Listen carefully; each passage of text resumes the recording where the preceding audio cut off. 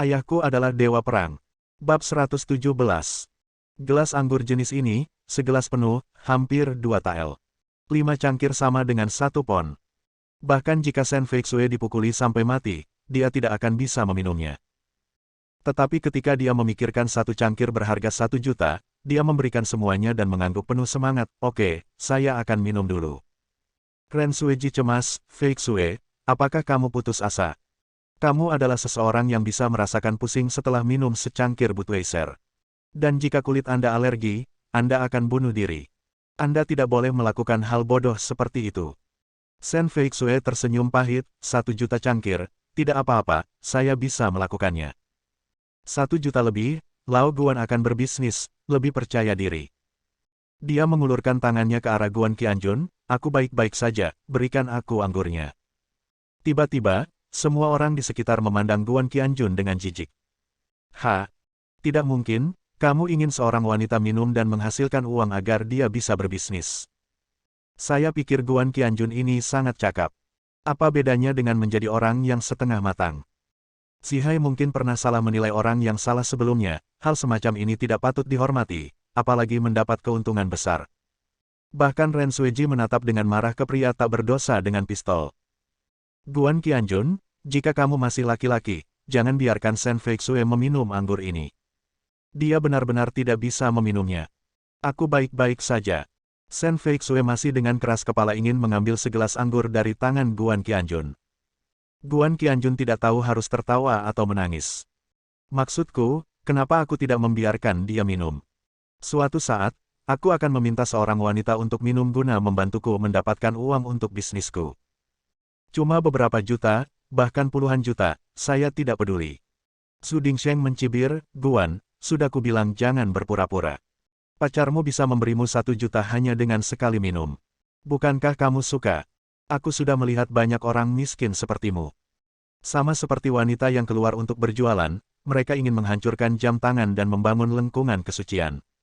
Tiba-tiba, patah. Semua orang di sekitar tercengang. Shen Feixue dengan cepat menghentikan tangannya dan berteriak. Guan Qianjun benar-benar memecahkan cangkir di tangannya. Tiba-tiba, puing-puing dan anggur beterbangan. Tangannya mengepal erat, berubah menjadi kepalan. Shen Feixue tertegun beberapa saat, lalu buru-buru membaliknya, mengeluh sambil membaliknya, "Lao Guan, kamu terlalu impulsif. Cangkir ini sangat tebal. Tanganmu akan terluka. Kamu tidak tahu berapa banyak potongannya kulit dan dagingnya akan terpotong." Air mata hampir mengalir. Saya berpikir, betapa menyakitkannya hal ini. Dia tidak merasa sakit hati, tapi dia merasa tertekan. Tiba-tiba, matanya membelalak tak percaya. Lalu, dia sebenarnya tidak bisa menahan tawa. Guan Qianjun tiba-tiba membuka telapak tangannya.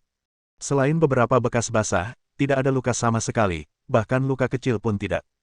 Benar-benar sempurna. Dia berkata dengan tenang, "Feixue, jika kamu tidak ingin minum, maka jangan minum. Harganya hanya beberapa juta, dan aku tidak peduli menjual mobil-mobil ini. Untuk ribuan dolar, kamu telah bekerja keras sendiri seperti ini. Menurutmu itu menarik, tapi menurutku tidak. Tidak ada artinya, mengerti?" Kata-katanya penuh dengan kekuatan yang mendominasi, yang membuat Shen Feixue tertegun sejenak. Dia ingin marah dan berkata dengan keras, aku tidak melakukannya demi kebaikanmu sendiri. Tapi saya tidak tahu kenapa, tapi saya tidak bisa bicara. Aku hanya merasakan gelombang kehangatan di hatiku." Guan Qianjun memandang Su Dingsheng dengan acuh tak acuh lagi, dan setiap kata yang diucapkannya sedingin es. "Di masa lalu, siapapun yang berani menyinggung perasaanku seperti ini akan memiliki rumput setinggi 3 meter di kuburannya." Sebelum Su Dingsheng, aku juga kaget olehnya. Aku cukup kaget melihatnya meremukkan gelas wine tanpa ada luka di telapak tangannya. Ternyata orang ini masih seorang ahli latihan. Setelah mendengar apa yang dia katakan, dia tersenyum lagi, menggelengkan kepalanya, mengambil tisu dan menyeka mulutnya. Dia berkata perlahan, "Guan, apakah kamu pikir kamu bisa tidak menghormati saya jika kamu memiliki kungfu? Beraninya kamu mengatakan bahwa rumput di kuburanku tingginya 3 meter. Saya mengerti mengapa si Ganwei akan menghormati kamu, karena kungfumu. Tapi, aku bukan si Ganwei. Aku jauh lebih baik darinya. Keahlianmu bisa menindasnya, tapi kamu tidak bisa menindasku. Di mataku, kamu seperti kucing berkaki 3. Dia menepuk tisu di atas meja dan mengangkatnya. Dia mengangkat dua jari dan melambai dengan bangga. Apa yang dia katakan membuatku sangat tidak senang. Tapi karena begitu banyak orang yang minum bersamaku malam ini, kamu mendorongnya ke dinding. Taruh botol besar Remy Martin XO ini. Tuang. Mungkin dia akan sadar. Dia mengambil sebotol anggur asing, yang beratnya 1,5 kilogram, dan membantingnya ke atas meja. Kedua pengawal itu segera bergegas menuju Guan Qianjun dengan tatapan garang. Ada teriakan di mana-mana. Meskipun Nizihai dan Zhang Qing juga berteriak, mereka semua tersenyum. Meskipun dia sangat menghormati Guan Qianjun pada awalnya, dia sebenarnya sangat tidak yakin dan bahkan sangat kesal. Apalagi melihat mereka bisa dengan mudah menjual 6 mobil mewah. Saat Guan Qianjun membuat kesal Zhu Dingsheng, mereka berdua menyombongkan diri atas kemalangannya. Saya berharap Bos Zhu akan menghajar anak bodoh ini dengan baik.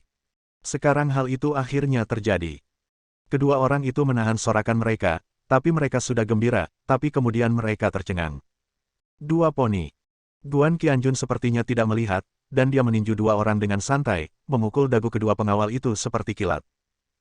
Pemukulan tersebut menyebabkan mereka segera berguling ke belakang, mata mereka memutih, dan mereka terbentur lantai dengan bunyi gedebuk, pingsan, rahang mereka pecah, dan darah mengalir keluar.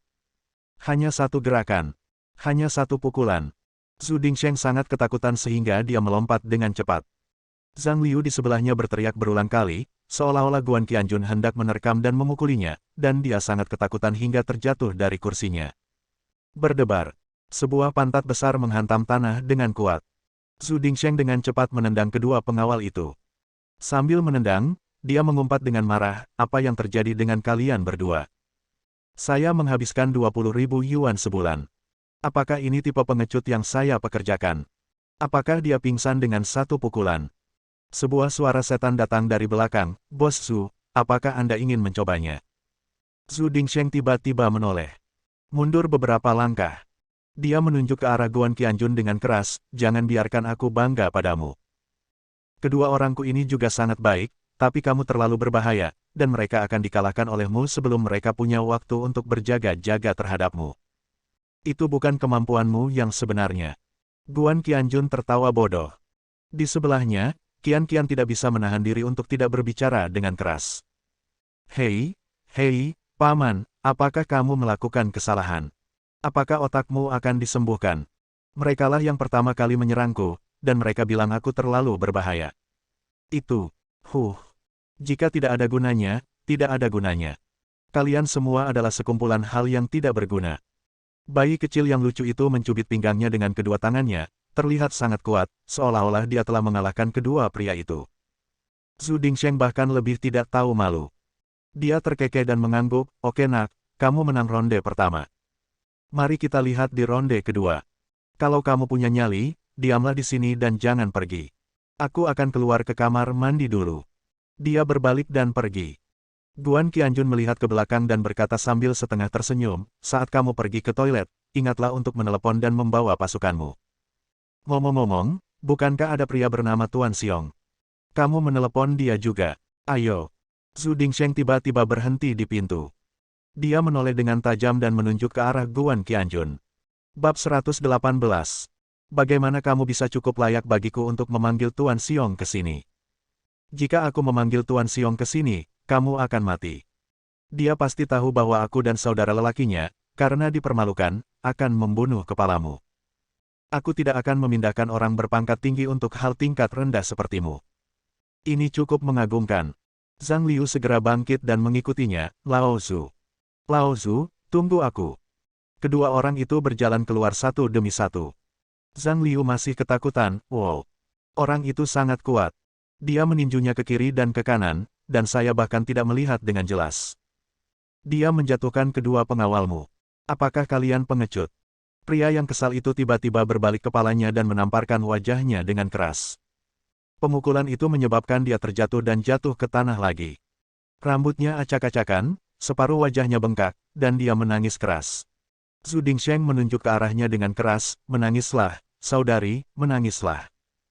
Mengapa kamu, orang yang tidak beruntung, tidak bersikeras menyeretku ke sini, mengatakan bahwa kamu ingin membeli mobil? Oke, sekarang kamu membuatku begitu besar malu. Aku akan membunuhmu. Dia tiba-tiba mengangkat kakinya dan hendak mengusirmu. Zhang Liu berteriak ketakutan dan segera memeluk dirinya sendiri. Zhu Dingsheng mendengus dingin, menarik kembali kakinya, berbalik dan berjalan menuju pintu kebakaran. Saya ingin menelepon. Panggil semua saudara. Dia sampai ke pintu kebakaran, mengeluarkan ponselnya, dan menelepon kelompok preman yang dia kenal, meminta mereka untuk segera membawa orang-orang itu. Setidaknya 20 atau 30 orang harus datang. Dalam kotak, semua orang saling memandang, dan ada ketakutan di wajah banyak orang. Ren Sueji bergumam, ini tidak menyenangkan sekarang. Jika Zhu Dingsheng keluar, dia pasti akan menelepon seseorang. Jika dia memanggil seseorang untuk pergi ke toilet, dia akan keluar dan meminta seseorang untuk pergi ke toilet. Saya tidak tahu berapa banyak orang di sini.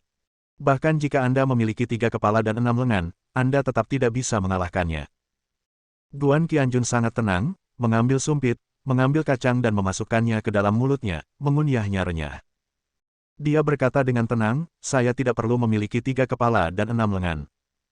Saya, Guan Qianjun, harus memiliki 3 kepala dan 6 lengan. Tidak ada seorang pun di dunia ini yang dapat menghentikan saya. Ada kalimat yang tidak dia ucapkan bahkan jika dia hanya memiliki 1 kepala dan 2 tangan sekarang, tidak akan ada seorang pun di bumi. Hanya sedikit orang yang bisa menghentikannya. Ren Sueji berkata dengan marah, kamu terlahir sebagai pembual. Apakah kamu berpikir bahwa jika kamu mengalahkan 2 orang, kamu tidak akan terkalahkan? Dia jauh. Fei Xue, bawa dia pergi dengan cepat, ayo pergi. Dia berdiri dengan tidak sabar. Tubuhnya dan mengambil tas kecil itu. Shen Fei Xue juga berdiri, meraih lengan Guan Qianjun, dan mengeluh, apa yang kamu masih berpura-pura berada di sini? Cepat pergi. Bahkan jika kamu tidak takut mati, kamu harus memikirkan kian-kian dan segera pergi. Dia kata cemas berjalan menuju bayi kecil yang lucu itu. Tanpa diduga, kian-kian berbalik dan menyelinap ke pelukan Guan Qianjun sambil memeluk pinggangnya erat-erat. Dia menggelengkan kepalanya, tidak, tidak, tidak. Fei Xue, jika aku tidak ikut denganmu, jangan pergi juga. Diam saja dan lihat bagaimana dia memukuli orang.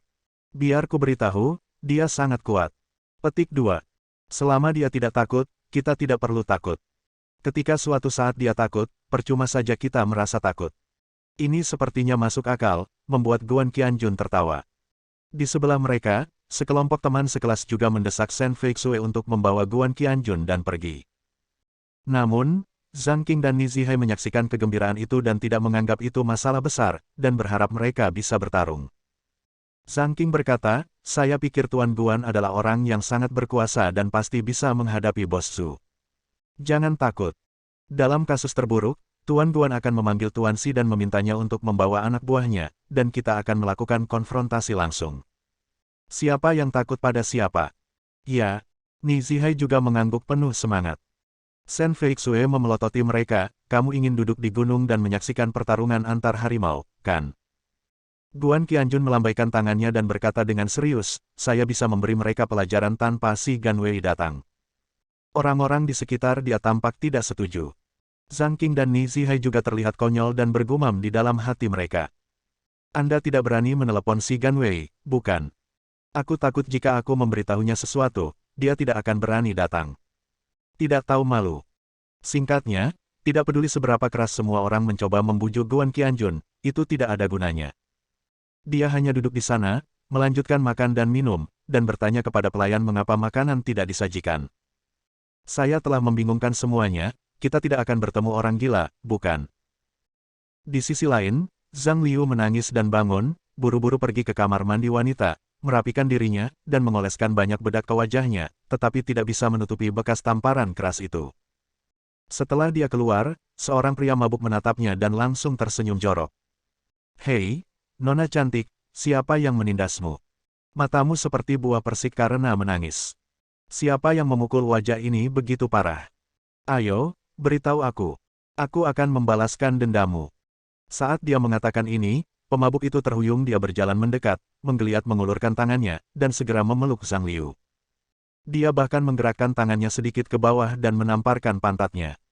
Meskipun kecantikan Zhang Liu jauh lebih rendah daripada kecantikan tiada taraf seperti Shen Fei Xue dan Ren Sueji, dia masih cukup anggun dan pasti diidam-idamkan. Tiba-tiba tersentuh, dia berteriak dan mendorong pria mabuk itu menjauh. Sambil menunjuk ke arahnya, dia bertanya dengan marah, apa yang kamu lakukan? Bisakah kamu menyentuhku? Kamu bahkan tidak buang air kecil untuk menunjukkan karakter burukmu. Pria mabuk itu tertawa, memutar lehernya, dan berkata dengan sedikit arogan, hanya ada sedikit wanita di dunia ini yang tidak dapat saya sentuh, Wang Erbauzi. Mengapa saya tidak menyentuh Anda? Dengan itu, dia mendekat dan terus menggunakan trik kotornya. Zhang Liu mengelak dan berteriak keras, apakah kamu tahu siapa pacarku? Zhu Dingsheng, pemilik dealer mobil Dingsheng. Itu adalah dealer mobil bekas terbesar di kota Yunhai. Pacarku berjalan dalam warna hitam dan putih, siapa yang tidak memberikannya kepadaku wajah yang dia miliki? Jika kamu berani melakukan apapun padaku, dia akan berurusan denganmu. Wang Erbauzi tertegun sejenak, oh, ternyata dia pacar Zhu Dingsheng. Zhang Liu mengangguk dengan berat, jadi kamu tidak bisa menyentuhku. Aku, jika kamu menyentuhku, pacarku akan memotong kedua tanganmu. Kamu juga tahu reputasinya. Apakah kamu takut sekarang?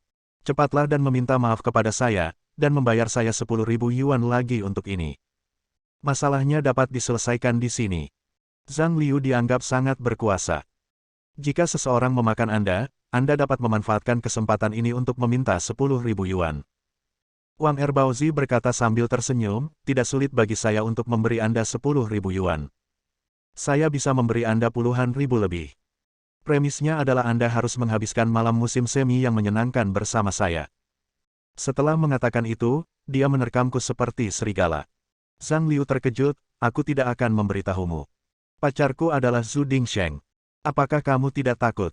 Begitu dia selesai berbicara, dia dipeluk oleh Wang Erbauzi. Wang Erbauzi hampir menempelkan seluruh wajahnya ke leher Zhang Liu, menarik napas dalam-dalam, dan mengeluarkan tawa yang sangat tidak senonoh. Aku sangat takut. Bukankah kamu hanya mengendarai mobil bekas? Aku tidak menganggap serius Zhu Dingsheng kecil ini. Sialan, Nona, wangimu sangat harum. Pasti lebih enak di dalam, kan? Dari jauh tiba-tiba ada suara, ayo kita teriak nyaring. Siapa kamu? Kamu berani menyentuh pacarku dan kamu tidak menganggapku serius, Zhu Dingsheng. Aku akan memukulmu sampai mati. Bersambung.